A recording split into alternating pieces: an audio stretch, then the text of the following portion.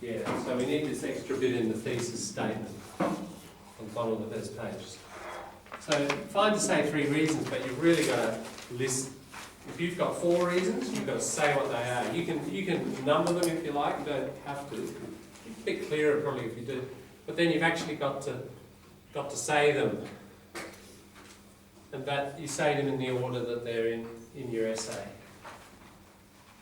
And then, because I noticed just my reading this time because I couldn't remember, what the 3 reasons were, and I got over the page here. It said, in addition, whether da da da, and I thought, is that in addition just continuing like this point further, or is it an actual? Have we moved on to the next section? There's this moment where you think, is it? Isn't it?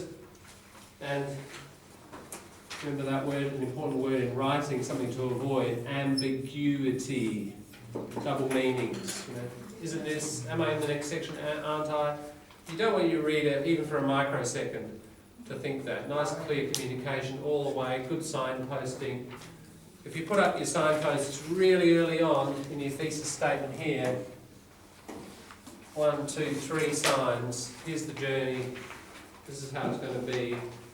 As the reader goes through the sections, they're going to be really clear and immediately know where they are on the roadmap. There's another thing, the very last paragraph, you said finally, recently used, so... Very last okay, we're not there yet, not going to go there yet, because...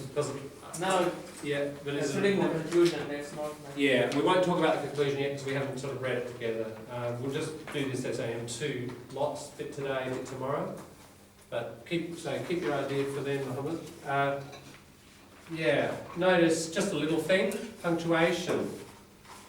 Imagine if I didn't put the Oxford comma. Right? Now, it's okay when we say apples, bananas and pears, just single little words. When you've got more complex writing and you've got quite long clauses or noun phrases,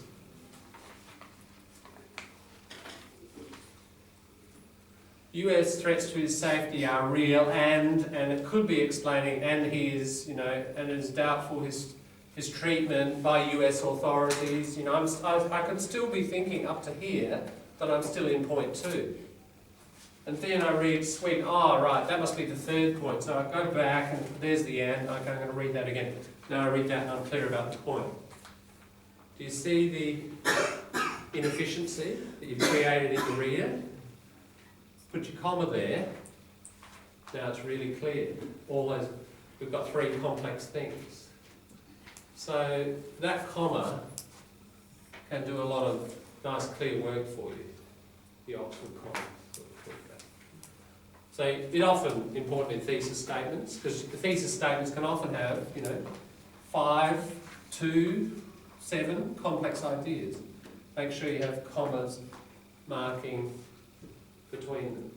If you get really long and complex, and that's not too long, but if you do, you can use semicolons, because they're a stronger division. And sometimes in complex documents or I would try to avoid it because it's, again, putting that load on the reader. But where you have lists of complex things, you can mark them off and divide them with semicolons. I don't really expect to see is it used when the sentence is too big?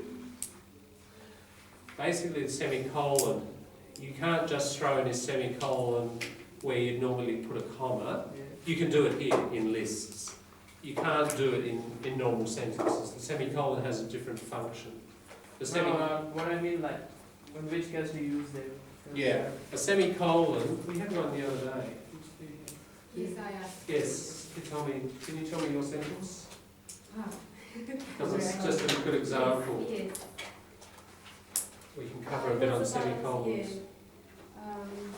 Adam good thing. This one. Semicolon. Yeah, thanks.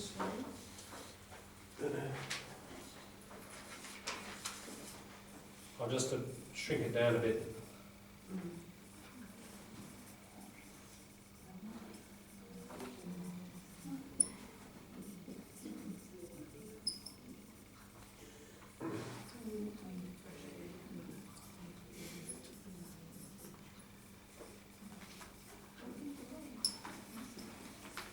Hitami's sentence was longer than that, but just for time purposes. Thanks. Yeah, so I think that's what she had for the original. What's the problem there? This relates exactly to what you're doing at the moment with that website on connectives, doesn't it? So, how many clauses have we got? 2. Right. There's one. There's another. Are they independent clauses? So could they be sentences? Yes. Sure. He performed a war dance. That has got 2 legs, doesn't it? Can stand on its own 2 feet. People booed at him. Sure, that's another. These are independent clauses. You want to join independent clauses, what do we need? You need a conjunction here, don't you? So works. It has the same meaning, but it's different grammar, isn't it? That's a conjunction. You could put so, and that's not a problem. That's one of your fanboys. Remember those? For, and, nor, but, or, yet, so. Gave you that list before. So you could do it like that. But, what have we got here? So that's a conjunction. And this is why I think that site on Monday that I mentioned is important, so you know what you're doing when you're joining ideas. And you join ideas all the time in argument. Okay, so is that a conjunction? No. So the only other choice is an adverb or a preposition, isn't it? What is it? Not sure yet? Go and check the website. It's an adverb. That's an adverb. Therefore. It's like however, moreover, in addition, therefore. Can you feel how that's working the same way? It's a similar family member. Yeah? Yeah. Now, if you're going to do that, you've got to have a full stop, don't you? Yes. Therefore, comma, because after your adverbials, moreover, comma, furthermore, comma, in addition, comma, these things are called sentence adverbials when they begin a sentence, and you have commas after them. So you do need a comma where it goes there. Therefore, people booted him. That is one choice. That's one way you can do that. Okay?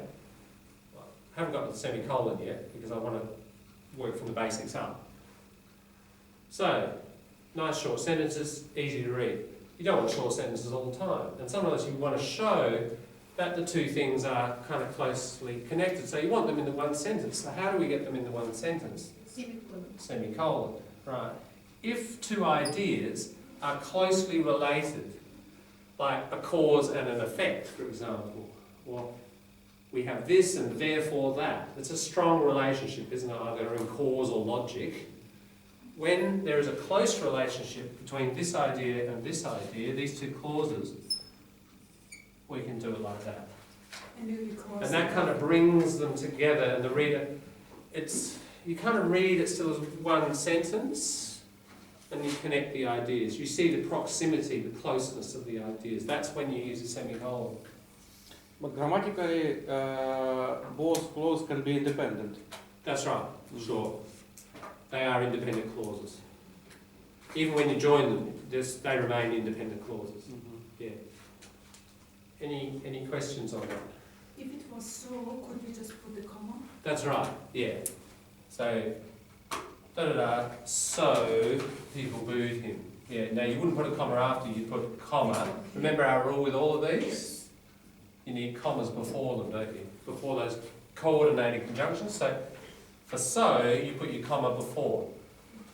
He performed a war dance, comma, so therefore, or so. So people booed at him. Should we put the comma after so? No, before. Just before. Before. The rule is with all of these, I'll write them up again because we may as well revisit them. But, or, yet, and so, fanboys. Those things are called coordinating conjunctions. These are the conjunctions that join 2 equal ideas. Ideas that are equal in importance. They're both independent clauses. It's a particular family of conjunctions. And before all coordinated conjunctions, you will have a comma. Mm-hmm. Yeah. Not after. In this For instance. and no, For and nor, but, or, but, yet, or, so. yet, and so. So or and nor are related, aren't they? One's just the negative form. Yeah. So that's how you use semicolons. Semicolons are very cool. They can give a really nice cool quality to your writing if you know how to control them. But they don't, it's different from a comma. You can't just throw in a semicolon instead of a comma. You can, getting back to our original thing, with a list. If the items in the list are complex, semicolons will help. I'll just explain the reason. We're getting into a bit of complexity here, but you may find yourself in this situation.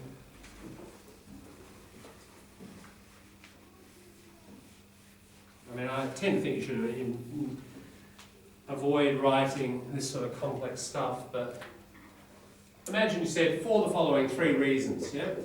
And they're different reasons, and they're sort of more complex.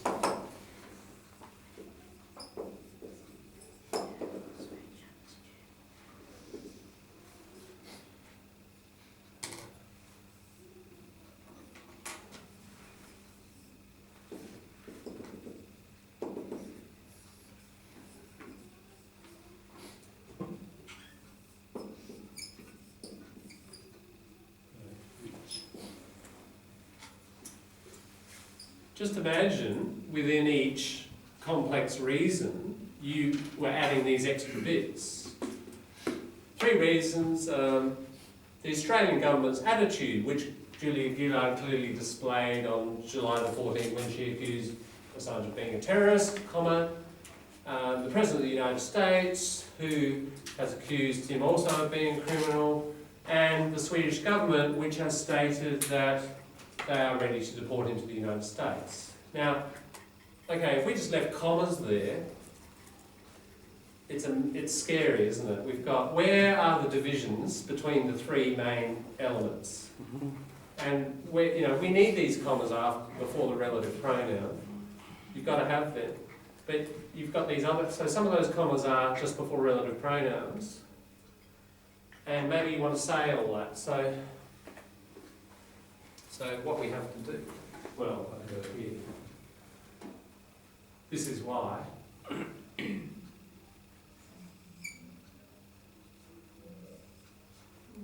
you see now? If we do that, we can see where those divisions fall, and we can see that the commas are doing different work from the semicolons.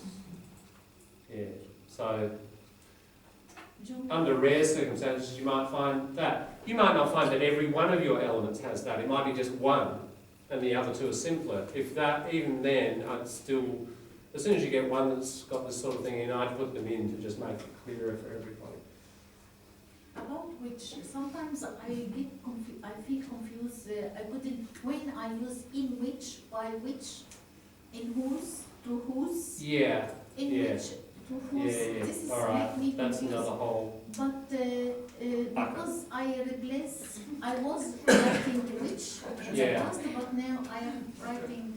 Basically, it's because you're using a verb that's tied with a preposition. So somebody depends on something. Yeah, so you have to write on whom On whom. we depend. Yeah. So it's got to do with your verb. If your verb's closely linked with a preposition, lots of verbs don't have prepositions. Right? Somebody helped somebody. There's no preposition. But somebody depended on somebody, you got a preposition. So therefore you have to preserve that preposition. So before your relative pronoun, you have to say on which, or for which, or to which. It's related to the verb, the kind of verb you're using. I looked to the book. I did some research on grammar book to find some exercise about this topic. I couldn't. All right, I'll see if I can find some in the next little while. It won't be immediately because we've got sort of more basic stuff to do, but And by the end of term, if we haven't covered it, give me a reminder, give me a kick. Lynn's going to give me a kick in a minute because I brought a book. If you have paper about semicolon and colon, I remember I did the study before, but I'm not sure. Yeah, it's always worth revisiting. We certainly do stuff on commas, and you know, I link with that clearly stuff on semicolons at times. Okay. We can do more of that. Yeah, Back to the sentence, if we put the full stop after the word ends, yeah, and therefore T must be, has to be capitalized. That's and right. put the Yeah. comma after that. But Yeah. if we use the semicolon, then uh-huh. we don't have to put a comma after there. That's right, exactly. Is that right? No, I'd still put the comma. So we do that. And as you say, if we go semicolon, you lose your capital, don't you? Yeah, Yeah, but I'd still keep that. still keep it. Sure. We have to. Because I find that sentence from the dictionary that it's snowing hard, semicolon, and therefore I think we should stay and there's no. And because of therefore. that, because of and, before the Yeah, therefore. it's saying and therefore, not therefore. Well, no, and sorry, Uh. just therefore. It's snowing hard, Yeah. semicolon. Look, Therefore, I think we should. yeah, Yes. okay. Now, there is a little bit of rubber in this, and it depends on length. And even with that, that's pretty short. Yeah, that's quite short. So you could, therefore people booed him. You could probably get away. And the sentences you read, they're short. Yeah. So if it's short, you can, with those adverbials, you know, you however or you therefore drop them off. But it's kind of a matter of taste. And there's no magic number, oh, it's like seven words or more, you've got to put the comma, you know. It's the feel of it. But yeah, if they're quite short, you can get away with not having it. But you know, the safe method is just always put it, you won't be wrong. After putting semicolon before therefore, after therefore we have to put commas still? Yeah, that's what we're talking about, yes. Yes. Except, as I was saying to James, if it's really short, and you could argue, look, we've got 1, 2, 3, four more words, isn't it? You could drop it off. If you had a few more, you know, it would start to feel a bit weird. Ultimately, I said it the other day. Stand up in front of the mirror, or out in the main street, in front of your house, whatever, read out your essay, read it aloud. Yeah? How does it feel? Do you feel you have a little pause there? Do you want one? I mean, you know, there are rules to writing, but ultimately writing's an art, isn't it? And when, you know, in the art area, it's like your taste, your decision. There's always an element of that. So it's good practice and it'll train your ear for your own rhythm as well. You know, if you read stuff out. I've said before, if you edit through reading stuff out, you find different things than if you just look visually. Alright, so, yeah, Sorry, one Yeah. more question. yeah, You put comma before that who, which, and that. yeah. Do we have to do that as well? That's again, and we need to cover this, we're sort of jumping ahead, but these are relative pronouns. Now, it depends if it's a defining or an undefining clause. So, is the information kind of a little bit of extra information you don't, it's not absolutely necessary to define this thing. Okay. If I say, the dog which bit me is over there, actually I can't say that, I have to say that. The dog that bit me is over there. Yeah, there are 4 dogs around. Watch out, the others are friendly, watch out for that one. Yeah, the dog that bit me is there. Go and play with the other ones. I'm defining that dog, aren't I? No comma. But if I say,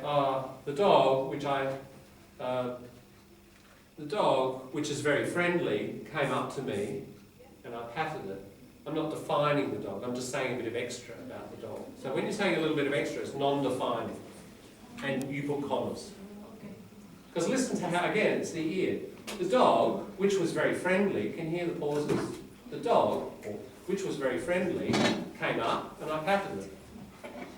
I'll do the other one. The dog that bit me, there's no pause. The dog that bit me is there. So when I'm defining using a relative clause, which, who, or that, no comma. When I'm adding extra information, commas. Just the other issue is I can't use which for a defining clause. That's why I corrected myself. I can say the dog that bit me. I can't say the dog which bit me. If I'm defining, I'm not allowed to use which. I think in the state of South Australia it's a $320 fine. I think we should have rules, fines for grammar, shouldn't we? Don't you think? I think in the end you'll be very rich. It is like, it is I think migrants are okay, you know, we'd allow you like 5 years, but after 5 years, you know, you're like everybody else. But native Australians should be fine, especially for commas and, you know, semicolon. good for boosting the economy. Yeah, it would be. Okay, a few more minutes and then we'll wind up. But how are we going with the structure? Is it clear? We've got a problem with the thesis statement. I think we've fixed that. Basic structure to that point is okay though, and the thesis statement is in the right place, just needs development. Then over the page we've got first section, yeah? The criminality question. Then we've got the reality of the US threat. And it's pretty much a paragraph equals a section, isn't it, so far? Then page, 3? In addition, whether Assange's case will be treated fairly in Sweden is in question. Sorry, let's look at this one. That's a pretty good, nice, clear summary of the rest of the paragraph, isn't it? It helps the reader predict. We know the rest of that paragraph is going to be about Sweden and fair or unfair trial. Notice in that, so it's a nice clear topic sentence. They don't have to be short, they don't have to be long. There's no rule about length of topic sentences. Can you see the linking? In addition. So there's that nice kind of connection back. So it's like we've got our sections and there's a little bit of connection back. It's kind of like you've got patches of cloth and you're kind of sewing them together. Argument. An argument should flow. We talk about a line of argument. So keep the line running through your essay. How do you keep it running? Through just connecting. Keep that connection happening throughout your piece. If we go back, let's have a look to see if the other two topic sentences. First, Assange is not a criminal. Very short and sweet. But that's enough. So, you know, it's a nice example. You don't have to have long and complex topic sentences. That says what the rest of the paragraph is going to prove, supposedly. We've got a first, second. Don't get too much into first, second, third, fourth, fifth, seventh, eighth, ninth, you know. I don't think you need them. Just first and second, I tend to say firstly and secondly. Yeah. Use your adverb rather than your adjective. It's smoother and kind of cooler. Secondly, yeah. In our first paragraph, at the end of our first section for the reason, can we put finally, for example, here? Yeah. Finally, I say this. As like a little mini conclusion. Yeah. You can. And remember our other writer had those little mini conclusions. This writer seems so far not to have these little mini conclusions. It's nice to kind of tie things back and wind them up. You know. Don't have to. I mean, it's an adequate essay as it stands, but it's a nicer technique to do it if you can. Yeah, you don't necessarily have to use words like finally. I mean, you might like to, but not. You know, you can conclude or do a mini conclusion without necessarily using those terms. But I think that function is a good idea. Okay, let's have a look at paragraph 2 there. Second, Assange's fear of, it should be, US responses to the disclosure of US diplomatic cables is not imaginary. Pretty clear. If we had this kind of topic sentence, it would be really clear to the reader that clearly we're in the second section now.